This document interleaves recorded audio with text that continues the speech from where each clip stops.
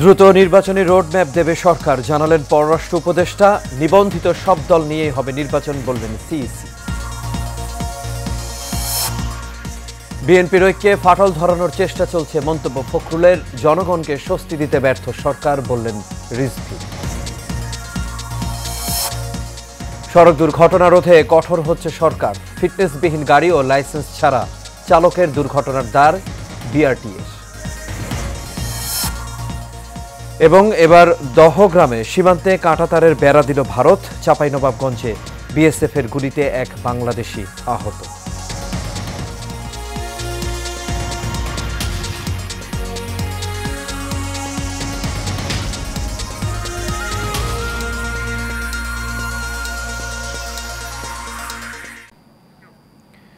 সবাইকে স্বাগত এশিয়ান নিউজে। দর্শক, পুরো সংবাদ জুড়ে আপনাদের সঙ্গে আছি আমি আনোয়ার রাজা। তখন শুনছিলেন বিআরবি কেবল ইন্ডাস্ট্রিজ লিমিটেড সংবাদ শিরোনাম। এবার চলে যাচ্ছি পুরো খবরে। পৃথিবীর অন্য কোনো দেশের এত রাজনৈতিক দলের শাখা নেই যত বাংলাদেশের রয়েছে বলে মন্তব্য করেছেন পররাষ্ট্র উপদেষ্টা মোহাম্মদ তৌহিদ হোসেন। তিনি বলেন, শিগগিরই রোডম্যাপ দিয়ে নির্বাচিত সরকারের কাছে ক্ষমতা হস্তান্তর করবে সরকার। সকালে রাজধানীর একটি হোটেলে ব্র্যান্ডিং বাংলাদেশ শীর্ষক অনুষ্ঠানে তিনি এসব কথা বলেন। ওয়ালিদ সিদ্দিকী রিপোর্টে দেখুন বিস্তারিত।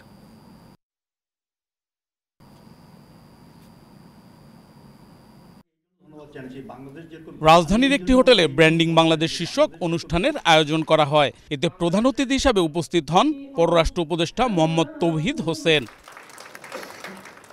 এ সময় পররাষ্ট্র উপদেষ্টা বলেন, রাজনৈতিক অস্থিরতা কেটে গেলে বিনিয়োগকারীরা আগ্রহী হবে। তাই যত দ্রুত সম্ভব নির্বাচিত সরকারের কাছে ক্ষমতা হস্তান্তরে কাজ করছে সরকার। আমাদের লক্ষ্য তো একটা, যে নির্বাচনের মাধ্যমে একটি নির্বাচিত সরকারের কাছে ক্ষমতা হস্তান্তর করা যথাশীঘ্র সম্ভব, আমরা সেটা জানি এবং সেই লক্ষ্যেই এই সরকার কাজ করছে। একটা রোডম্যাপ এসে গেলে আমি জানি যে অনেকেই নিরাপদ বোধ করবেন এবং ইনভেস্টমেন্ট আসবে। আমাদের যে দুটো তিনটে রাজনৈতিক দল বড় বড় আছে বাংলাদেশে, তারা হলো পৃথিবীর সবচেয়ে বড় রাজনৈতিক দল। কারণ পৃথিবীর কোনো দেশের কোনো রাজনৈতিক দলের এত শাখা, এত কর্মী নাই পৃথিবীর বাকি অংশে। এক প্রশ্নের জবাবে তিনি বলেন, বিমানবন্দরে প্রবাসীদের হয়রানি বন্ধে সর্বোচ্চ ব্যবস্থা নেবে সরকার। হয়রানি মিশনে, এয়ারপোর্টে, বিশেষ করে এয়ারপোর্টে, এটা আমি আপনাদেরকে শুধু এটুকু বলতে পারি যে এমনকি যে ঘটনাটার কথা সম্প্রতি ঘটেছে, এটা অবিলম্বে এটার ব্যবস্থা নেওয়া হয়েছে এবং আমি নিশ্চিত যে কালপ্রিট যে সে অনুষ্ঠানের বিশেষ অতিথি বাংলাদেশ ব্যাংকের গভর্নর বলেন, টাকা পাচার ও ব্যাংকিং খাতে সুশাসন ফিরে আসায় অর্থনীতি স্থিতিশীল রয়েছে। টাকার যে পাচারটা ছিল সেটা বন্ধ হয়েছে। এই গুড গভর্নেন্স হওয়াতে দুর্নীতি কিছুটা হলেও কমে যাওয়ার কারণে আজকে আমাদের এই রেমিটেন্সের প্রভাবটা বেড়েছে। গত 5 মাসে রেমিটেন্স বেড়েছে 3 বিলিয়ন আর রপ্তানি $2.5 বিলিয়ন বেড়েছে বলেও জানান তিনি। শত প্রতিকূলতা সত্ত্বেও, রাজনৈতিক অস্থিরতা সত্ত্বেও আপনারা জানেন যে আমাদের রেমিটেন্সের প্রবাহ সর্বকালীন সময়ের সবচাইতে বেশি এখানে। Walid Siddiqui, Asian television, Dhaka. সংস্কার কমিশনের প্রতিবেদন দেওয়ার পর রাজনৈতিক দলগুলোর নিবন্ধন নিয়ে নতুন পরিকল্পনা নেওয়া হবে বলে জানিয়েছেন প্রধান নির্বাচন কমিশনার এএমএম নাসির উদ্দিন।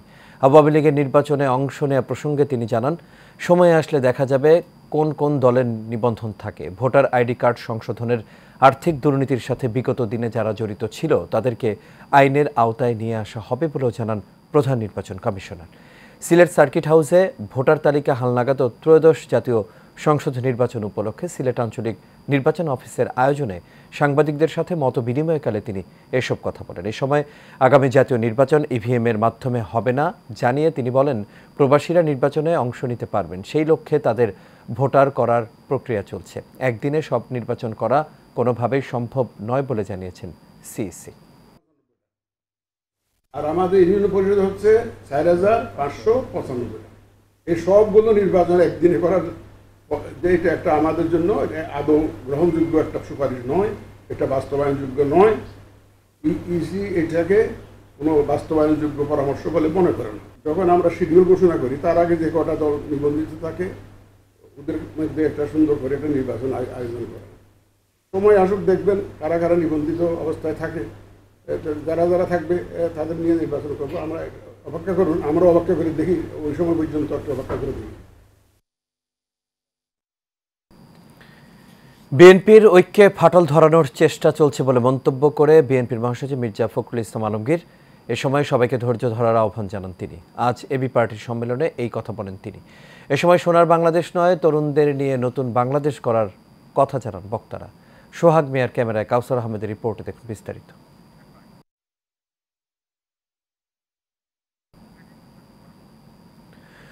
দর্শক, রিপোর্টটি প্রক্রিয়াধীন রয়েছে, পরবর্তীতে হাতে পাওয়া মাত্র আমরা আপনাদের তা জানিয়ে দিব। চলে যাচ্ছি পরবর্তী খবরে। নতুন করে শতাধিক পণ্যে ভ্যাট বাড়ানোর ঘটনায় সাধারণ মানুষের ওপর চাপ বাড়বে। এতে করে সরকারের প্রতি জনগণের আস্থায় চির ধরতে পারে বলে মন্তব্য করেছেন বিএনপির সিনিয়র যুগ্ম মহাসচিব রুহুল কবির রিজভী।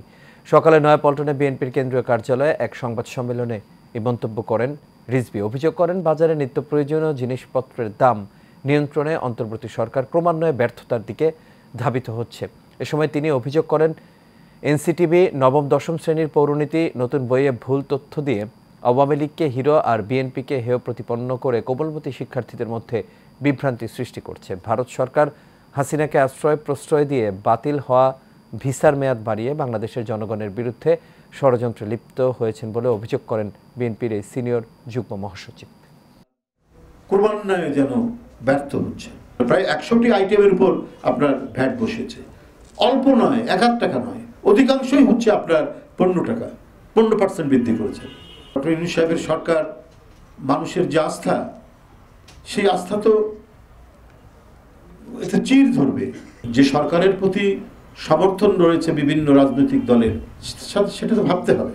পাঠ্য বইয়ে সর্বাগ্রে আওয়ামী লীগের শ্রেষ্ঠত্ব, স্তুতি, বন্দনা আর বিএনপি সেনা ছাউনিতে জন্ম বলে হেয় প্রতিপন্ন ও বিতর্কিত করার মাধ্যমে কোমলমতি শিক্ষার্থীদের মগজ ধোলাইয়ের প্রকল্প বাস্তবায়ন করতে চাচ্ছে।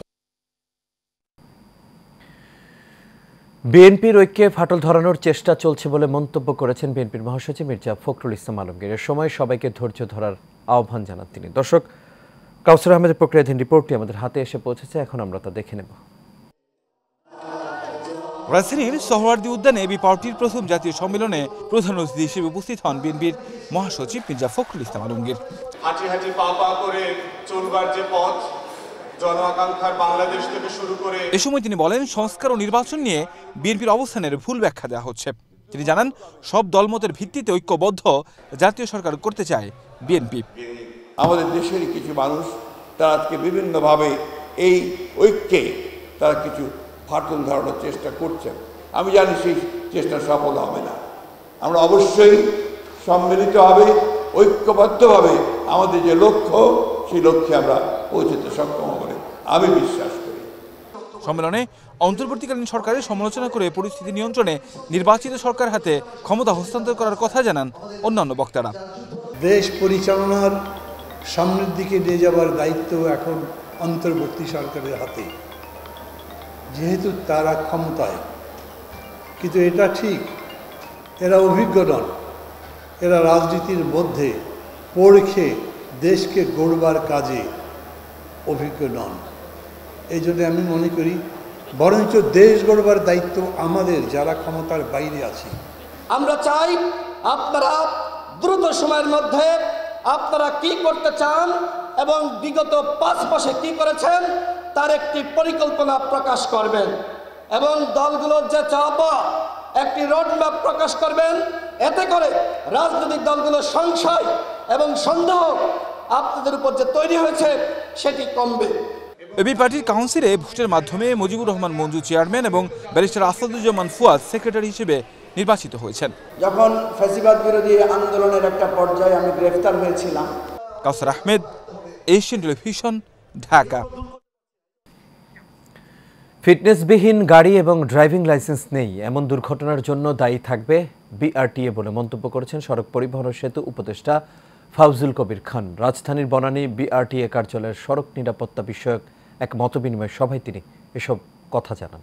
তিনি বলেন, ড্রাইভিং লাইসেন্স আরও সহজীকরণের পাশাপাশি ড্রাইভারদের প্রশিক্ষণের ওপর জোর দেবে সরকার। বিস্তারিত নূর মোহাম্মদ ভিয়ার রিপোর্ট। সম্প্রতি সময় দেশে প্রতিনিয়তই দেখা দিচ্ছে সড়ক দুর্ঘটনা, যা গেল বছরের থেকেও বেড়েছে এক গুণ। এমতো অবস্থায় রাজধানী বনানী বিআরটিএ কার্যালয়ে সংস্থাটির কর্মকর্তাদের সাথে বৈঠক করেন সড়ক পরিবহন ও সেতু উপদেষ্টা ফাউজুল কবির খান। সুনির্দিষ্ট অভিযোগ থাকলে আপনি এটা পাঠাবেন, বিআরটি চেয়ারম্যানের কাছে পাঠাবেন, আমাকেও ইয়ে করে দিতে পারেন, তো আমরা কিন্তু এগুলো দেখব। বৈঠক শেষে বিআরটিএকে হুঁশিয়ারি দিয়ে উপদেষ্টা বলেন, ফিটনেসবিহীন গাড়ি এবং ড্রাইভিং লাইসেন্স নেই এমন দুর্ঘটনার জন্য দায়ী থাকবে বিআরটিএ। দুর্ঘটনা বলেই আপনি এটা থেকে পাশ কাটাতে পারবেন না। যদি একটা দৈবের ব্যাপার হয় তাহলে সেটার জন্য তো আর কেউ দায়ী হতে পারে না, কিন্তু যদি গাফিলতির জন্য যদি হয় সেটা বিআরটিএর হলে বিআরটিএর, এবং যদি সড়কের যদি গাফিলতি হয় সড়কের, কর্পোরেশনের সিটি কর্পোরেশনের যদি হয়, তাহলে পুলিশের যদি গাফিলতির কারণে হয় তাহলে প্রত্যেকেই দায়ী হবে। ড্রাইভিং লাইসেন্স আরো সহজীকরণ করা হবে জানিয়ে তিনি বলেন, ড্রাইভারদের প্রশিক্ষণের উপর জোর দিবে সরকার। লাইসেন্স তো আমরা বিএমটিএফ এর সঙ্গে একটা আলোচনা করছি যাতে ড্রাইভিং লাইসেন্স দিতে পারে। আমরা রিয়েলাইজ করি যে ইয়ের তুলনায় আমাদের সম্পদের অপ্রতুলতা আছে, তো সেই জন্য আমরা এগুলো কিছুটা অন্য সংস্থাকে দিয়ে কিছুটা আউটসোর্সিং করে আমরা এগুলো মিট করব। আর প্রয়োজন বোধে কি যেটা বললাম জনবল রিঅ্যালোকেশন বা করার পরেও যদি ইয়ে না হয় আমরা জনবল বাড়াবো। এছাড়া ব্যাটারি চালিত অটোরিকশা যেন প্রধান সড়কে না আসে সেই লক্ষ্যে কমিটি গঠন করা হয়েছে বলেও জানান ফাউজুল কবির খান। বিআরটিএ এবং যারা এইসব ফিল্ডে যারা কাজ করেন তাদেরকে ইনভলভ করা হয়েছে, তারা স্কুলে যাবেন এবং জনগণকে সচেতন করবেন এবং টিভিতে ইয়ে করা হবে এবং এগুলো সব ওই যে সংবাদপত্রে বিজ্ঞাপনের মাধ্যমে জানা দেওয়া হবে। নূর মোহাম্মদ ভূঁইয়া, এশিয়ান টেলিভিশন, ঢাকা। লালমনিরহাটের পাটগ্রাম উপজেলার দহগ্রাম সীমান্তের বাংলাদেশ ভারত প্রধান পিলার ডিএমপি ৮ নম্বরের উপপিলার ৪৬ থেকে ৩৭ নম্বর সীমান্তের প্রায় অর্ধ কিলোমিটারের মধ্যে কাঁটাতারের বেড়া দিয়েছে বিএসএফ। বিজিবি ও সীমান্তের স্থানীয় সূত্র জানায়, ভারতের কোচবিহার রাজ্যের ৬ রানীনগর ব্যাটালিয়নের করুণ ক্যাম্পের বিএসএফের সদস্যরা আন্তর্জাতিক সীমান্ত আইন না মেনে শূন্য রেখায় ১৫০ গজের একদম শেষ অংশে কাঁটাতারের বেড়া দেয়। লোহার অ্যাঙ্গেলে তৈরি খুঁটির মধ্যে প্রায় ৪ ফুট উঁচু কাঁটাতারের বেড়া স্থাপন করে তারা। বিজিবি রংপুর ৫১ ব্যাটালিয়নের সহকারী পরিচালক আমির খসরু বলেন, সীমান্তে কাঁটাতারের বেড়া নির্মাণকে কেন্দ্র করে বিএসএফকে বাধা দেয়া হয়েছিল। কিছু সময় নির্মাণ কাজ বন্ধ রাখলেও পরবর্তীতে কয়েকশো বিএসএফ সদস্য এবং লোকজন নিয়ে আবারও বেড়া স্থাপনের কাজ করতে থাকে তারা।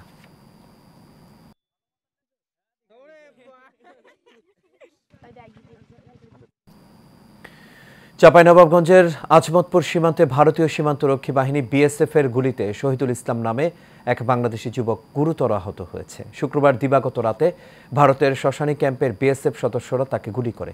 ৫৯ বিজিবি ব্যাটালিয়নের অধিনায়ক লেফটেন্যান্ট কর্নেল গোলাম কিবরিয়া এই বিষয়টি নিশ্চিত করেছে। আহত শহীদুল ইসলাম চাঁপাইনবাবগঞ্জ জেলার শিবগঞ্জ উপজেলার বাগিচাপাড়া গ্রামের আনারুল ইসলামের ছেলে। বর্তমানে তিনি রাজশাহী মেডিকেল কলেজ হাসপাতালে ভর্তি রয়েছেন। বিজিবি অধিনায়ক গোলাম কিবরিয়া জানান, শুক্রবার দিবাগত রাতে শহীদুল আন্তর্জাতিক সীমানা পিলার ১৮২ ১৩০ গজ ভারতের অভ্যন্তরে গেলে শ্মশানী ক্যাম্পের বিএসএফ সদস্যরা তাকে লক্ষ্য করে গুলি ছোড়ে। এতে শহীদুল গুরুতর আহত হয়। পরে স্বজনদের সহযোগিতায় উদ্ধার করে তাকে রাজশাহী মেডিকেল কলেজ হাসপাতালে ভর্তি করা হয়।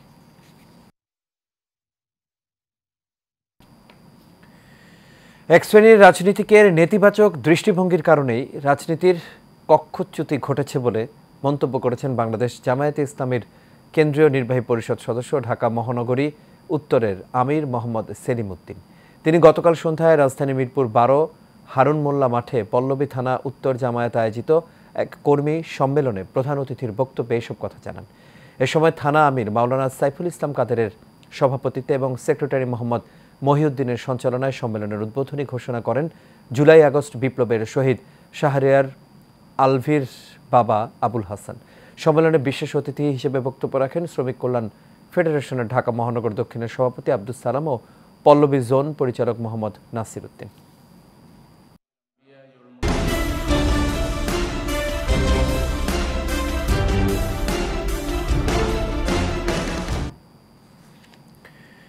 মুন্সিগঞ্জের শ্রীনগর থানা থেকে আসামি ছিনিয়ে নেয়ার প্রতিবাদে ঢাকা মাওয়া এক্সপ্রেসওয়েতে সড়ক অবরোধ করে বিক্ষোভ করেছেন বৈষম্য বিরোধী ছাত্র আন্দোলনের শিক্ষার্থীরা। বেলা ১২টার দিকে জেলার সিরাজদিখান উপজেলার কুচিয়ারমোড়া এলাকায় ঢাকার কেরানীগঞ্জের ধলেশ্বরী টোল প্লাজায় অবরোধ করেন তারা। অবরোধের মুখে ঢাকা মাওয়া এক্সপ্রেসওয়েতে টোল প্লাজা কেরানীগঞ্জ প্রান্তে 2 কিলোমিটার এলাকা জুড়ে যানজটের সৃষ্টি হয়। পরে পুলিশের ঊর্ধ্বতন কর্মকর্তা ও সেনাবাহিনীর আশ্বাসে 2 ঘন্টার আলটিমেটাম দিয়ে অবরোধ তুলে নেন শিক্ষার্থীরা।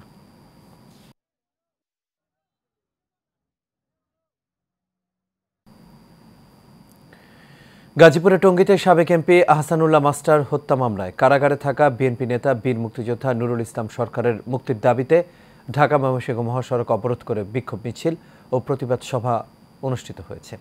সকাল 10টা থেকে 12টা পর্যন্ত টঙ্গীবাসীর ব্যানারে এই মানববন্ধন অনুষ্ঠিত হয়। এ সময় মহাসড়কের 2 পাশে দীর্ঘ যানজটের সৃষ্টি হয়। এতে ভোগান্তিতে পড়েন সাধারণ যাত্রী ও পথচারীরা। এর আগে সকাল 9টা থেকে টঙ্গীর বিভিন্ন এলাকা থেকে মিছিল নিয়ে কলেজ গেট এলাকায় উপস্থিত হন তার অনুসারীরা। সংক্ষিপ্ত প্রতিবাদ সভায় বক্তারা বলেন, আওয়ামী লীগের পরিকল্পিত ষড়যন্ত্রের শিকার হয়ে দীর্ঘ 20 বছর কারাগারে বীর মুক্তিযোদ্ধা নুরুল ইসলাম সরকার ছিলেন। অবিলম্বে মিথ্যা মামলা প্রত্যাহার করে তার মুক্তির দাবি জানান বক্তারা। প্রতি বছরের নয়, এবারও বাংলার ঐতিহ্য পিঠা উৎসবের আয়োজন করে Everest International school and college. 76টি স্টল নিয়ে দিনব্যাপী এই মেলার আয়োজন করা হয়। স্কুলের ছাত্রছাত্রীরা এই মেলায় বিভিন্ন শীতের পিঠা নিয়ে অংশগ্রহণ করে। এভারেস্ট ইন্টারন্যাশনাল স্কুলের প্রতিষ্ঠাতা চেয়ারম্যান খান মোহাম্মদ আখতারুজ্জামান ও স্কুলের শিক্ষক শিক্ষিকা মেলা পরিদর্শন করেন। এ সময় খান মোহাম্মদ আখতারুজ্জামান বলেন, এই স্বনামধন্য প্রতিষ্ঠানকে নতুন উচ্চতায় নিয়ে যাওয়ার জন্য যা করা দরকার সবই করা হবে। শিক্ষার পাশাপাশি শিক্ষার্থীদের খেলাধুলা ও সামাজিক দায়বদ্ধতা সম্পর্কে আরও সচেতন করতে Everest International school and college বদ্ধপরিকর বলে দাবি করেন তিনি। স্টল দিয়েছে, আমাদের এই স্টলের মালিক হচ্ছে আমাদের ছাত্রছাত্রীরা, এবং তারা বাসার থেকে এই পিঠাগুলো বানিয়ে এখানে প্রদর্শন করছে, এবং সেই পিঠা আবার আমাদের অভিভাবক এবং অতিথিবৃন্দরা এটা ক্রয় করছেন। এটা বাচ্চাদেরকে একটা শিক্ষার পাঠ এবং আমাদের বাংলাদেশের কৃষ্টি কালচারের একটি প্রোগ্রাম, যেটা আমরা শীতকালেই করে থাকি, এবং আমরা এটা স্কুলে প্রচলন করেছি এবং ইনশাআল্লাহ আগামীতেও আমরা আরও বড়সড় এটা করব। আঞ্জুমানে ফার্সি বাংলাদেশের 6ষ্ঠ দ্বিবার্ষিক সম্মেলন অনুষ্ঠিত হয়েছে। ঢাকা বিশ্ববিদ্যালয়ের আরসি মজুমদার অডিটোরিয়ামের আয়োজিত হয় এই সম্মেলন। এতে প্রধান অতিথি হিসেবে উপস্থিত ছিলেন ঢাকা বিশ্ববিদ্যালয়ের উপাচার্য অধ্যাপক নিয়াজ আহমদ খান। বিশেষ অতিথি ছিলেন ঢাকাস্থ ইরান দূতাবাসের রাষ্ট্রদূত মানসুর চাফসি, ইসলামী আরবি বিশ্ববিদ্যালয়ের উপাচার্য প্রফেসর ডক্টর মোহাম্মদ শামসুল আলম, ঢাকা বিশ্ববিদ্যালয় কলা অনুষদের dean professor doctor Mohammad Siddiqur Rahman Khan এবং ঢাকাস্থ ইসলামী প্রজাতন্ত্র ইরানের সম্মানিত কালচারাল কাউন্সিলর সৈয়দ রেজা মীর মোহাম্মদ। অনুষ্ঠানে সভাপতিত্ব করেন আঞ্জুমানে ফরাসি বাংলাদেশের সভাপতি ডক্টর মোহাম্মদ ঈশা শাহেদি।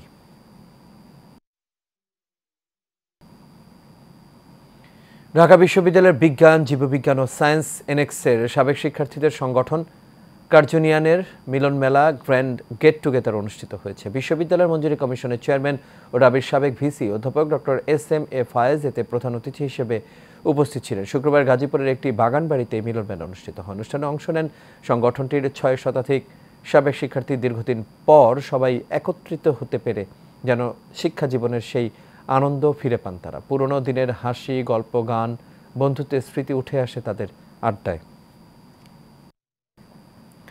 তরুণ প্রজন্মের সুস্থ ভবিষ্যৎ নিশ্চিতে তামাক নিয়ন্ত্রণ আইনের সংশোধনী দ্রুত পাশের দাবি জানিয়েছে তামাক বিরোধী শিক্ষক ফোরাম। দুপুরে বিশ্ব সাহিত্য কেন্দ্রে নারী মৈত্রী আয়োজিত তামাক বিরোধী শিক্ষক ফোরাম গঠন বিষয়ক সভায় এই দাবি জানানো হয়। নারী মৈত্রীর নির্বাহী পরিচালক শাহিন আক্তার ডলির সভাপতিত্বে বিভিন্ন বিশ্ববিদ্যালয়ের শিক্ষকদের সমন্বয়ে তামাক বিরোধী শিক্ষক ফোরাম গঠন করা হয়। 3 সদস্যের কমিটিতে আহ্বায়ক করা হয়েছে ঢাকা বিশ্ববিদ্যালয় পুষ্টি ও খাদ্য বিজ্ঞান ইনস্টিটিউটের পরিচালক ডক্টর খালেদা ইসলামকে। এ সময় নারী মৈত্রীর সভাপতি মাসুমা আলম, সিটিএফকে প্রোগ্রাম ম্যানেজার মোহাম্মদ আব্দুল সালাম মিয়া, সমাজ কল্যাণ মন্ত্রণালয়ের সাবেক অতিরিক্ত সচিব শিবানী ভট্টাচার্য ও জাতীয় মহিলা আইনজীবী সমিতির সভাপতি সীমা জহুর উপস্থিত ছিলেন।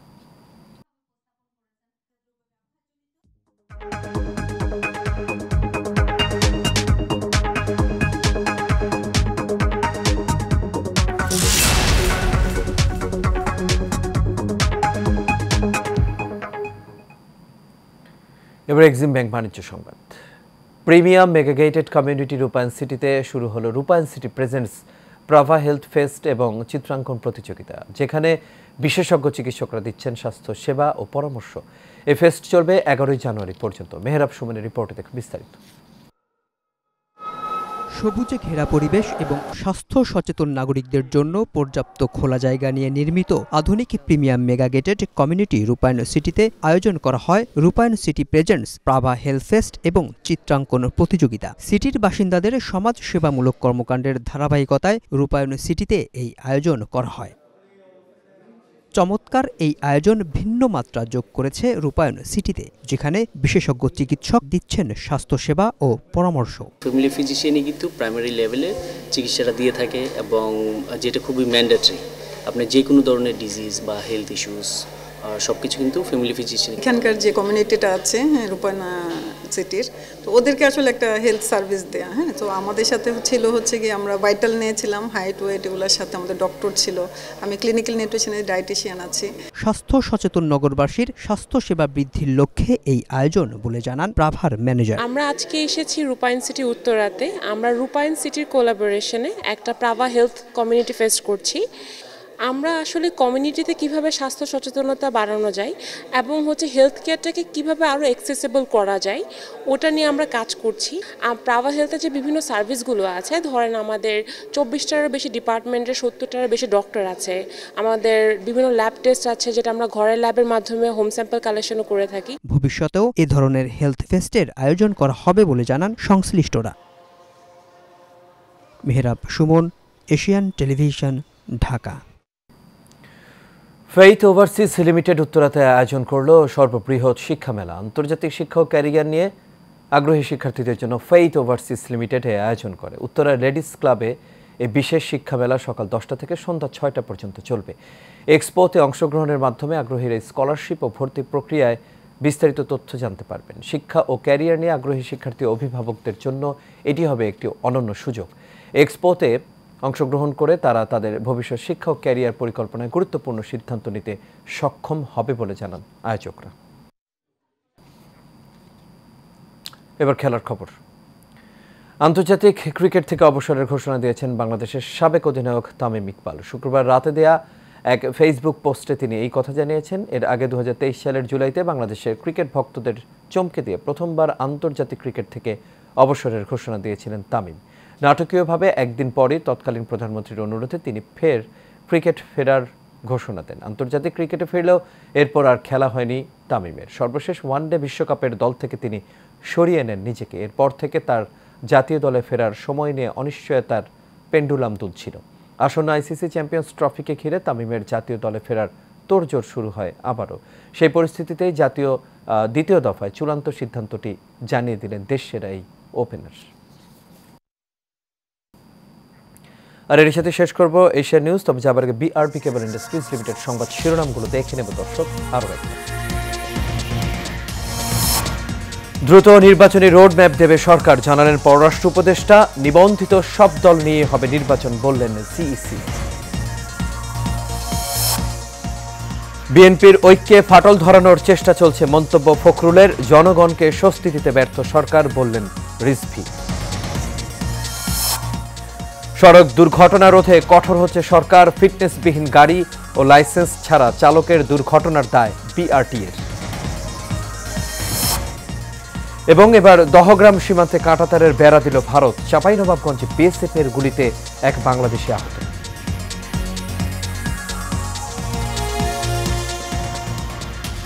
দর্শক, এই ছিল আমাদের এখনকার আয়োজন। এরপর বিকেল 5টায় রয়েছে আমাদের দেশ সংবাদ। দেখার আমন্ত্রণ রইল। এতক্ষণ সাথে থাকার জন্য সবাইকে ধন্যবাদ।